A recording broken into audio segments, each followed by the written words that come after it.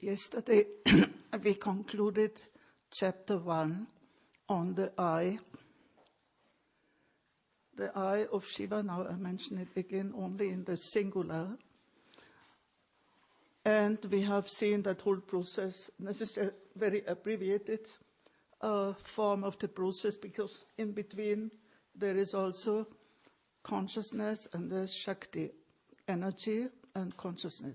The same reality, which is Netra, is Shiva, Netra Tantra, is the eye itself, is the energy, Shakti, is consciousness, and then identified with the mantra. So that transition to the mantra will be made in the second chapter, but I want you to get a taste of how Kshemaraja, that wonderful commentator, how he concludes the first chapter. He says, because it applies to us. He ends with a powerful statement about the great mystery, Param Rahasyam, which protects and liberates all beings by many ways of the action of grace, Nana Anugraha Prapanchena. Hence, it is to be kept secret and protected, and to be revealed, this you listen carefully, to be revealed only to those who have received Shaktipata. It is revealed when there is a great desire to know the supreme reality by an intense descent of grace. So as we said yesterday, here the condition for receiving that teaching or receiving that yoga, that practice, is not anything external, but it depends on that great desire to know the supreme reality, and that is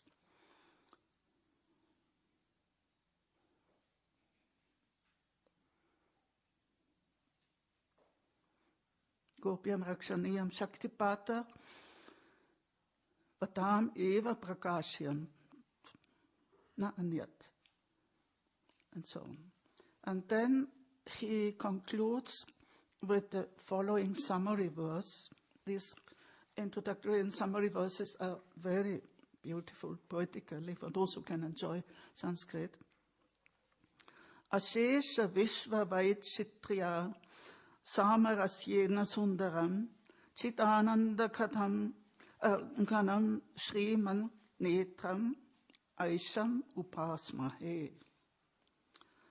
We praise and we worship the blessed divine eye, full of consciousness and bliss, and beautiful with the unified essence of the complete oneness of all things.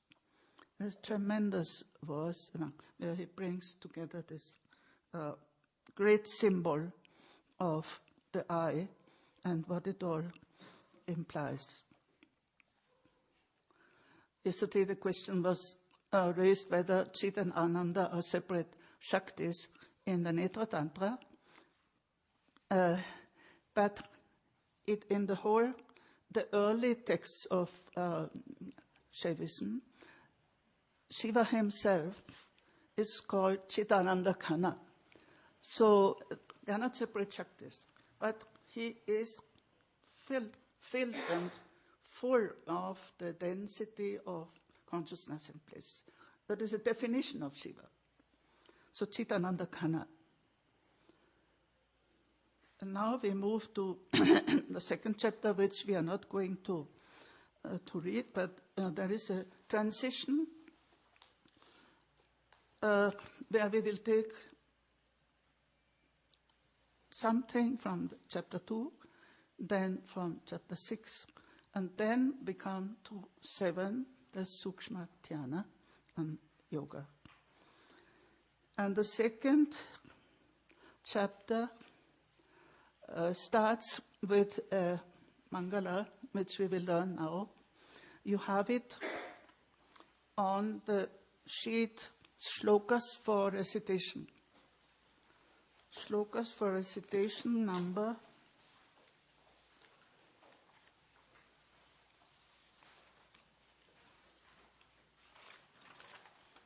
We will learn some of these shlokas. Number 5, Ashtamurti.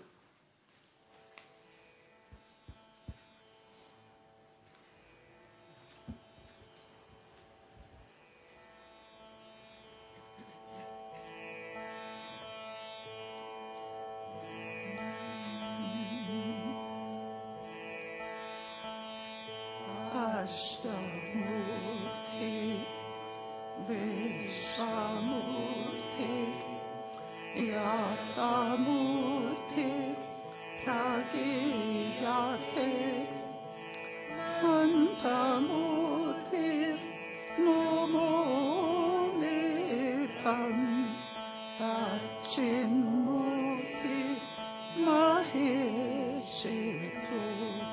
Repeat.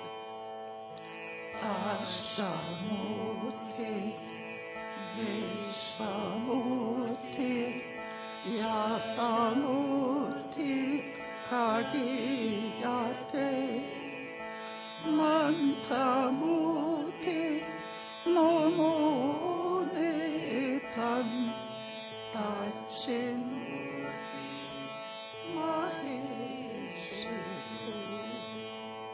Once more.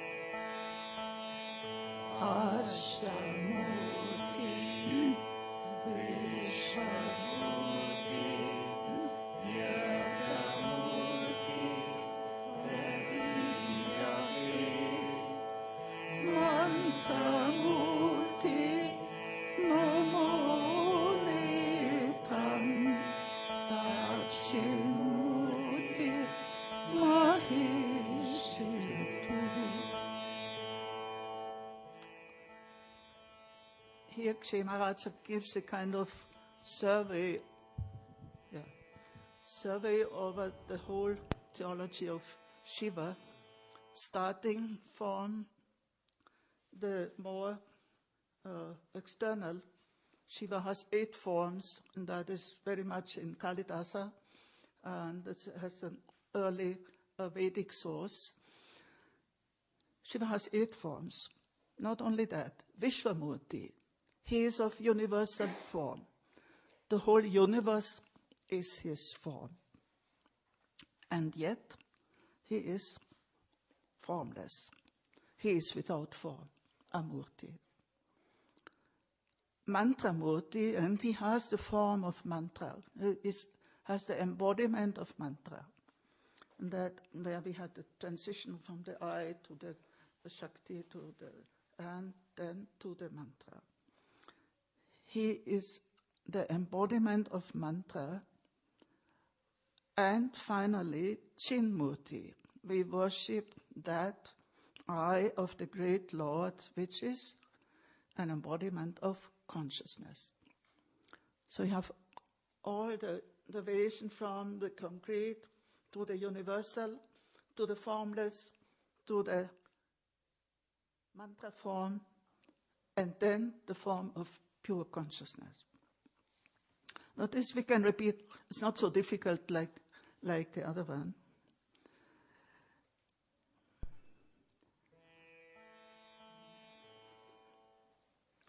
Now the second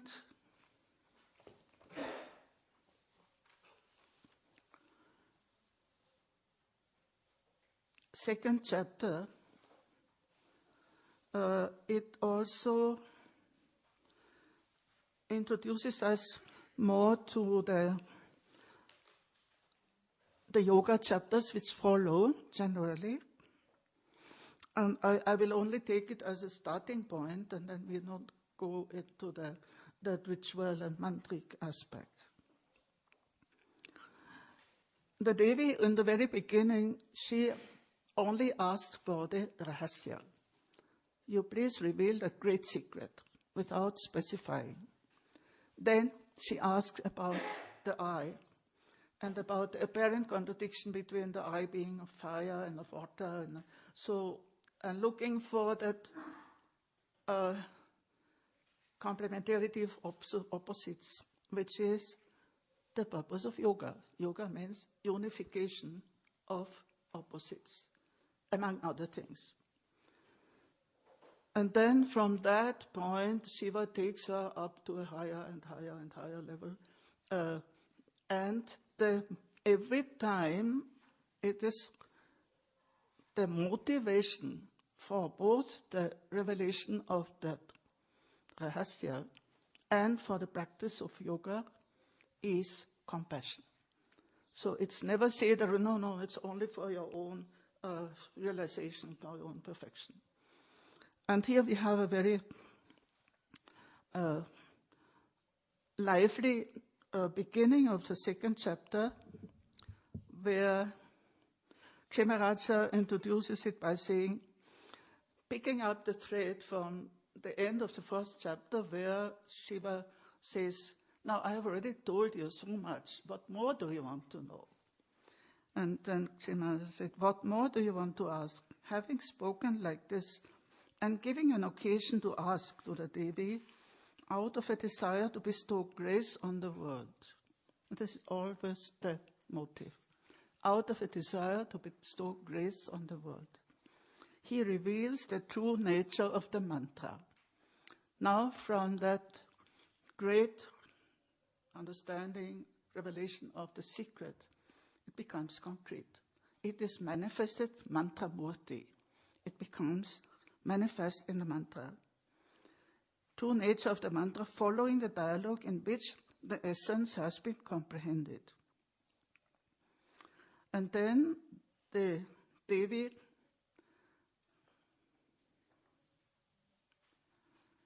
this we can recite from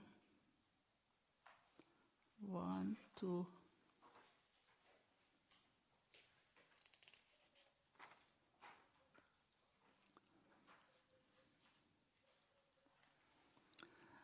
1 to 7. Oh, normal reciting. You don't have, sorry. Sorry, nobody has to, so I cannot recite it alone. No, you don't have the text, so you have only to listen. I cannot recite it. So I will just read the translation, because you have the text, of course, those who have the book, but there are very few. So we will come back to the common text in chapter 7, but in between you have to just listen. So the Devi said, if that power is supreme and peaceful, is the abode of immeasurable qualities, and bestows grace on all, O God, as I have heard from your mouth, O Lord of all the gods, bestower of grace on the world, how can there be happiness? Now she questions that.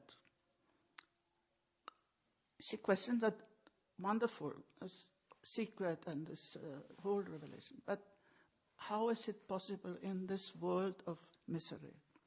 How can there be happiness to those born of the three wombs, animals, human beings, and gods, who are afflicted by mental and physical suffering, downcast by poisonous fear, overwhelmed by hundreds of unnatural deaths, caused by fever, cough, and degeneration? In the world of human beings, the earth and the space between, where the Brahmins and others are pervaded by hundreds of sufferings and faults. According to the Yuga, their lifespan is limited. They are killed being overwhelmed by your fierce power, and they are afflicted by hundreds of diseases.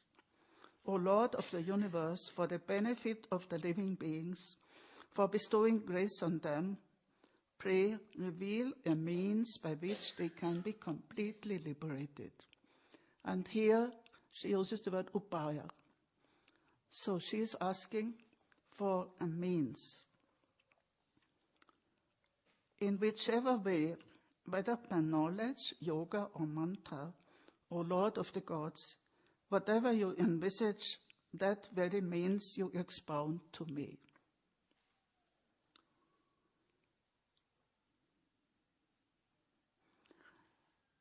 So she already, as we have always seen, the goddess already, she knows already what is going to be the reply. So she already puts it in Shiva's mouth, by which means, by knowledge, yoga, or mantra. So she already mentions 3 upayas. And the motivation of compassion is so clear because she enumerates all kinds of sufferings and all kinds of death and etc. So here we come to the question which I have not answered from the beginning. If the Tantra is called Mṛtyujit and the Lord himself is Mṛtyujit, what does it mean to overcome death? And the meaning is given on 3 levels. As we have seen, Sthula, the bodily, Sukshma, the subtle, and Para, the supreme. And these 3 levels correspond to the 3 yogas, which will be revealed in chapter 6, 7, and 8. And there are 3 ways of overcoming death. The first, Sthula, is more related to what Devi here enumerates all these sufferings and physical and premature death and unnatural death and all that. So the first means is seeking to overcome suffering, old age, and unnatural death. That is very much stressed. Apamrityu, or premature death. Death itself, death is natural. But what kind of death do we want to overcome? So in this domain of overcoming the premature or unnatural death, the means is mantra and ritual and all kinds of ritual. Now we know that in India and in other parts of the world also, in this domain belongs also the whole topic of healing. Physical and mainly spiritual healing, religious healing. And healing, we know, if you know any healers in India, in any village, they use mantras. They have their mantras and they have their rituals. And I live in Banaras, so we have many pandits who are specialized, and we have a temple which is called Mṛtyujit. And there are pandits who are specialized if somebody is terminally ill or somebody has any disease which is declared hopeless by the doctors, cancer, whatever. So the pandits, they recite the Mṛtyujit mantra. I got it even done for myself, 125,000 times, in a ritual way. In a there's particular temples where this is performed like a ritual. So this is exactly what is meant by the first way of overcoming death as healing and preventing premature death. And I know many cases where this worked, where people were on the deathbed and then the pandit performed this Mṛtyujit yajna, and they came back to normal life.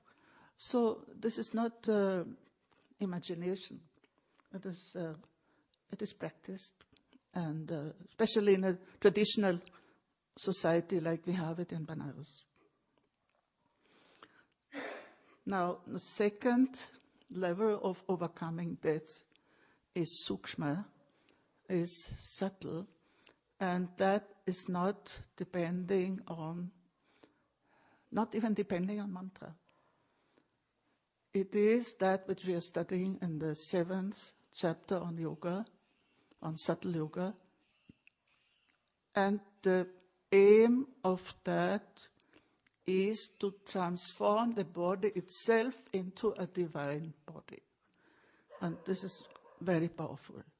So that whole practice is a transformation into divya deha, into a divine body. We will come to that at the beginning of chapter 7. It is stated that the purpose of this yoga is to divinize the body. So this is even without ritual, it's purely internal yoga. And the third way of overcoming death is actually no way. It is purely by knowledge. Knowledge is again not the right word. Gnosis, jnana, by the realization that you are already divine. And that is, of course, only for the elevated souls who are capable for that. And this belongs in the realm of the Parathyana, or the 8th chapter, which is of a very high level. I mean, I just wish that we could elevate ourselves to that level of from Sukshma to Para. So, as I said, I have not learned these rituals, and it was not practiced in the ashram. Swami Lakshman did not practice. He taught the mantra, and that we will also learn to recite. But we will do the subtle and the supreme yoga. Now, here the goddess already hints. She tells Shiva. She hints at these three. She says it either by knowledge, by yoga, or mantra. These are three upayas. So knowledge is the highest. She starts from the highest. This is very much in the tradition of Prativijñā. And Abhinavagupta starts the upayas from Anupaya, and then comes to Shambhava, then comes to Shakta, then to Anava. So starting from the highest means always, actually, there's nothing to be done. That's what I quoted Abhinavagupta's definition of yoga.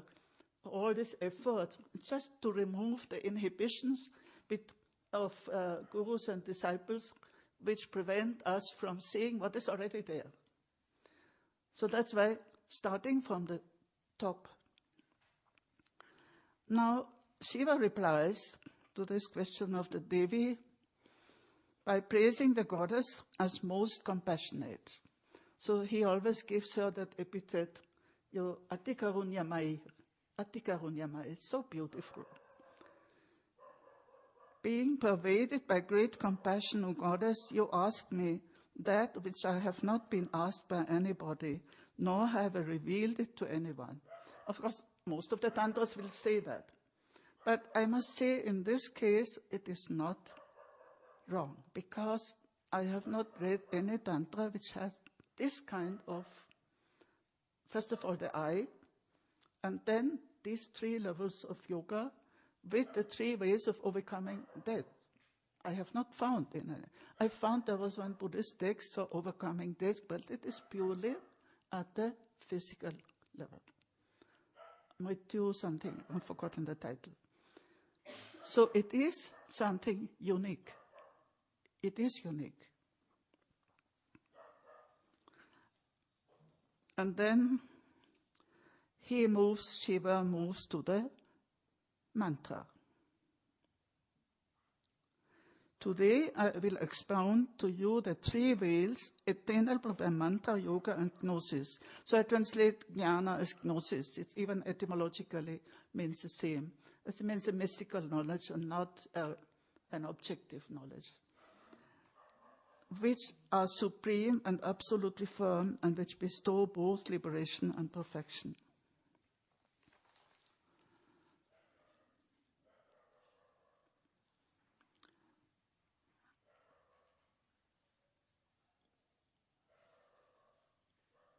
I'm just trying to...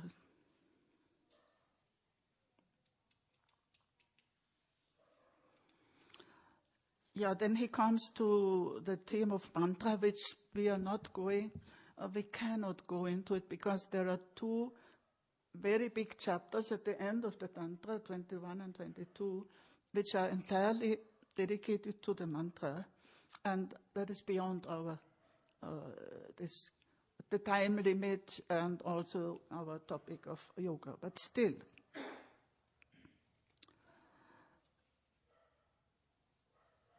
just to give you, as Shiva says, in the beginning I will tell you the mantra form together with the three powers, siddhi, associated or practiced with the body and with its own mudra, which is supreme and brings forth all liberation. And then Kshemaraj gives a beautiful definition of mantra. The supreme transcendent form of consciousness is the nature of mantra, which is the essence of reflective awareness. Reflective awareness is a translation of vimarsha. So mantra not to be understood as anything magical or anything, but it is a manifestation, as the Mangala Shloka says. It is an embodiment of that consciousness, which is Shiva. Now, we will not proceed with the chapter 2, which goes into the mantra. It gives a first revelation of the mantra in coded form. Of course, it's always very much encoded. And I just want to come to the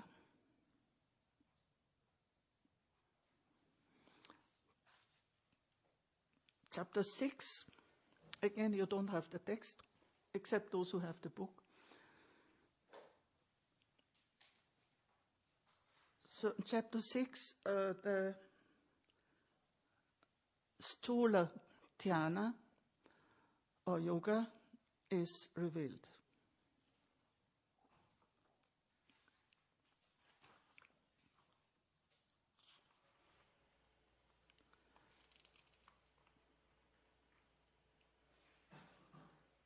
And this, I have translated Stula as corporeal. You can say physical or corporeal, related to the body. And where this whole question of healing and of and the rituals of healing are contained. But there is already a hint at the other two levels of yoga.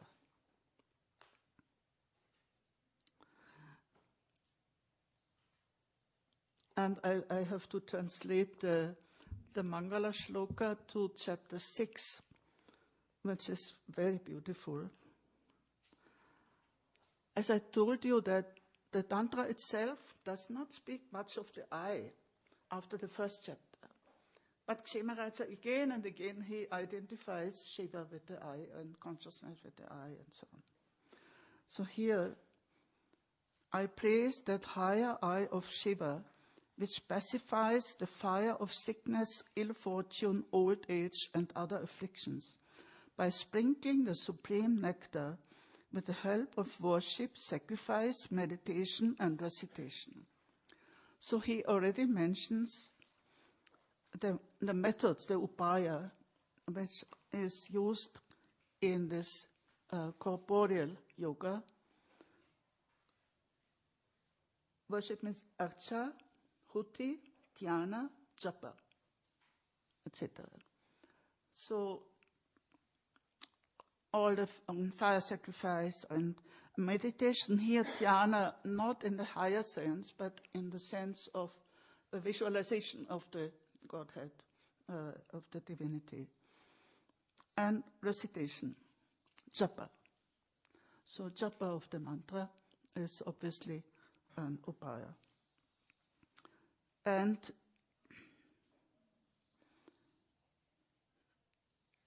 the mantra is already called Amritesha, so the Lord of immortality, and Amrita with that double meaning of the nectar, the ambrosia, and immortality. Which again, this double or triple meaning, the tantras are very typical for these different levels of meaning. Relate to Amrita is also, you have it in the Veda, so what the gods drink Amrita and then only become divine. They become immortal, Soma, Amrita, etc.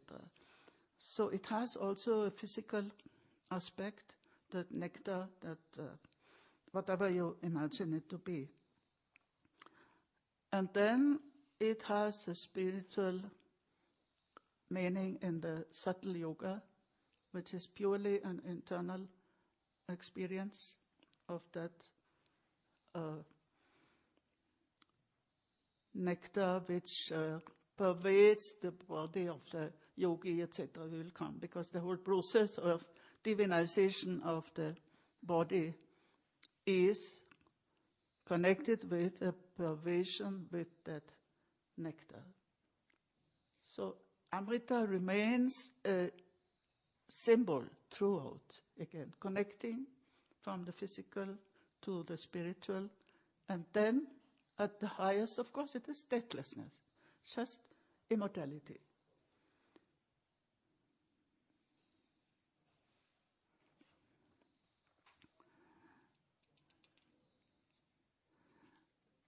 Yeah, now here,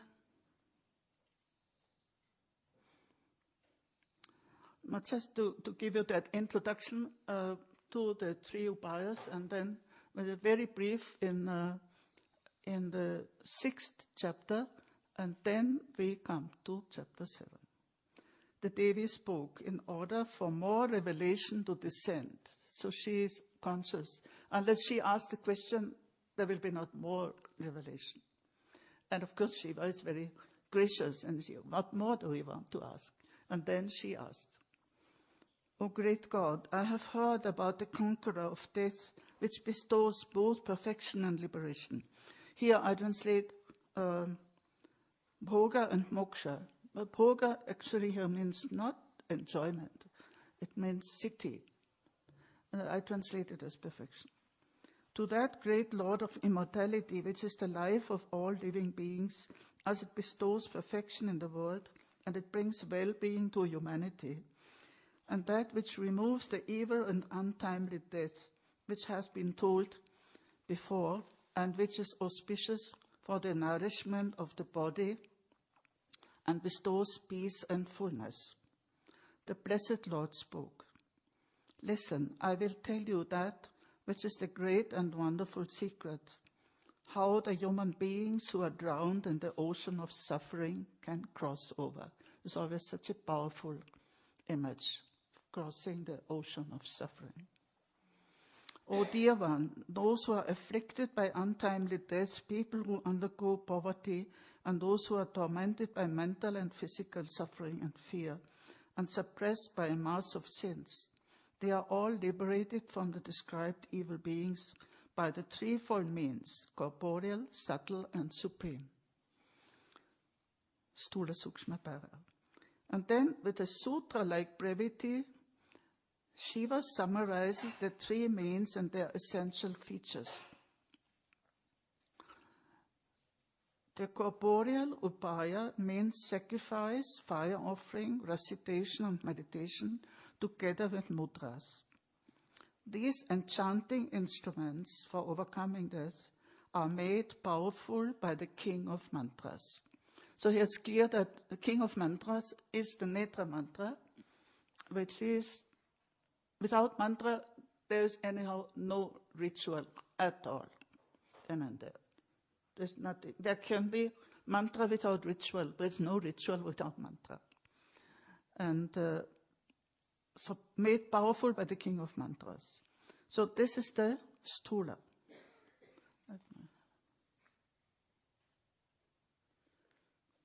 See, for the Sanskrit people, sthulam tu yajanam homo japa dhyanam samudrakam. Samudrakam. Yantrani mohanadini mantrarat kurute prisham. Now, what is the definition of the subtle yoga? The subtle upaya. Sukshman chakra adi yogena kala nadi udayena cha. That's a very brief definition.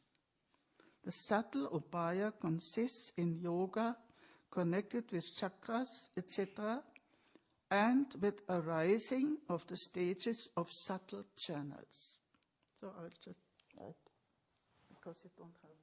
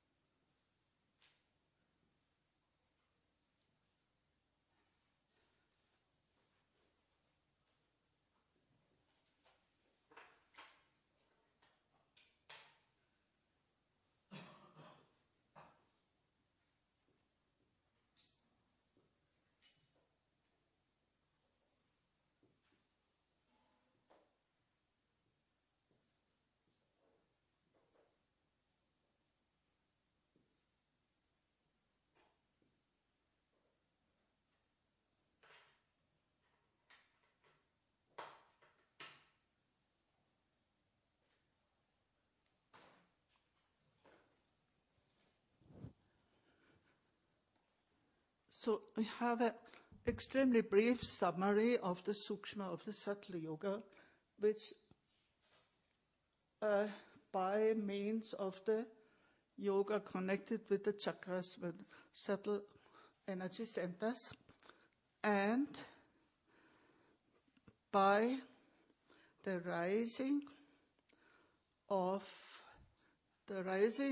the energy channels through the kala. Kala are the stages of ascent. In the mantra uchara, that is of course described in the last chapters, not in chapter 7, the kala, there are 12 kalas.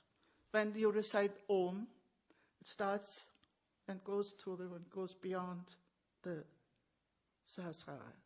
So these are called kalas. And Nari, we know that the energy channels. And the important word here is Udaya. Udaya means rising, ascent. So the whole process in subtle yoga is one of ascent. And we have this beautiful, those who know Sanskrit can enjoy, that the prefix ud, udbhava, udaya, uchara also, everything, the prefix ud is something rising, something up, going up. And so uchara, not in the sense of pronunciation, but in the sense of the rising of the mantric energy. So this is the briefest definition of the subtle yoga, is the process of rising.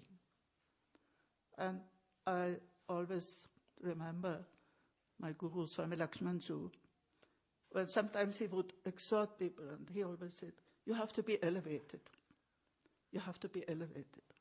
So that rising, that is what we do in subtle yoga, in that reaching that state of elevation. And what about the supreme yoga?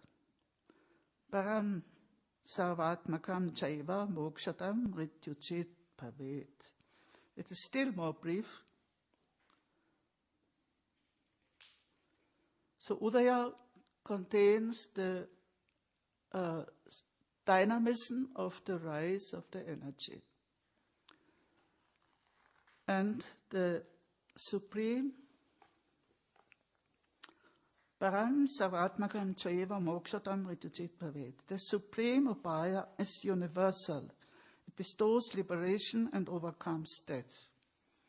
Well, actually all the three overcome death, but at different levels. At the physical level, at the spiritual level in a more precise sense, and then at the ultimate level. So how is that para yoga defined? With one word, again, sarvatmakam. It is universal. So how is that universal and the others are not universal? No, it is universal because it concerns precisely that level from where there is no difference, there is no effort required, there is no going anywhere. It is that which is your very true own nature, your svasvarupa. And so that is with everybody. It doesn't matter from which tradition, which religion, which practice, or whichever form of spirituality. But that para yoga is universal. There's no difference. And Chimaraja comments on this. It overcomes death because of its nature of the power of the mantra, which is shared by all. Universal means the supreme non-duality. That we had it in one of the Mangala shlokas, where he says that Paramadvaita, the supreme non-duality, is even beyond the fight between the duality and non-duality, between Dvaita and Advaita. And that is universal.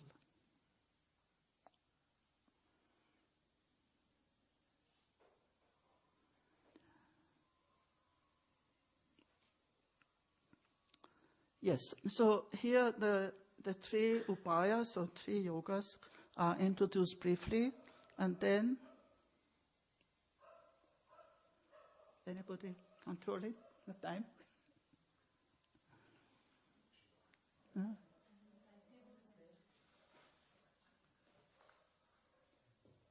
I forget the timetable. Can you give me some?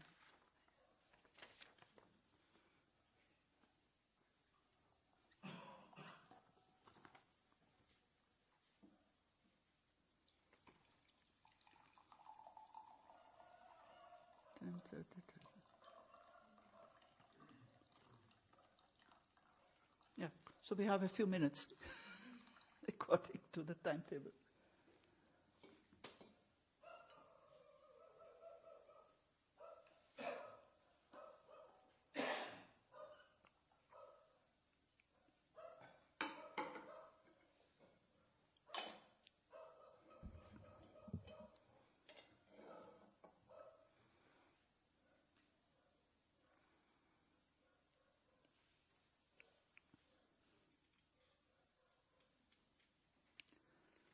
Then,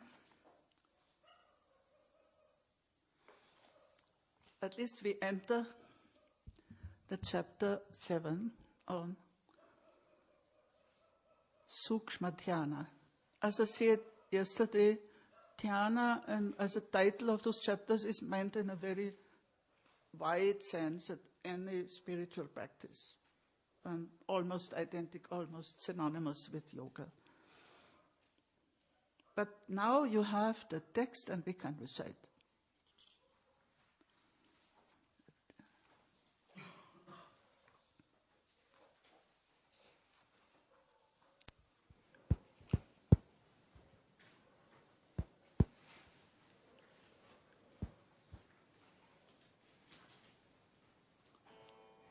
You please take chapter 7.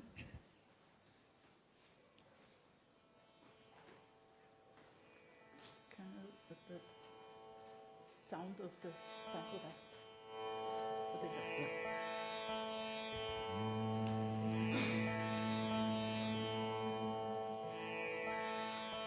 Ataparam pravakshyami dhyanam sukshmam anuttamam rituchakram saradharam trilakshyam vyoma panchakam granti dvadasha samyuktam shakti aya samamvitam Dhamatraya Papakrantam Naditraya Samamritam Nyatva Shariram Sushvoni Dashanadi Patavritam Dvasatadya Sahasraisu Sadakoti Trayena Cha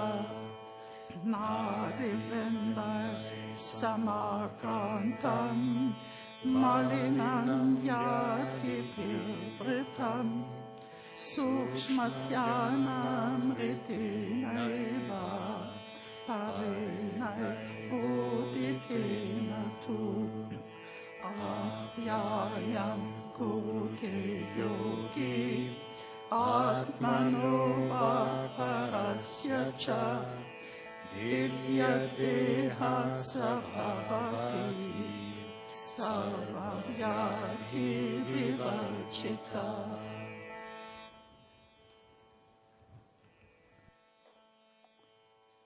I think we leave it at the recitation and we go into the meaning in the next session.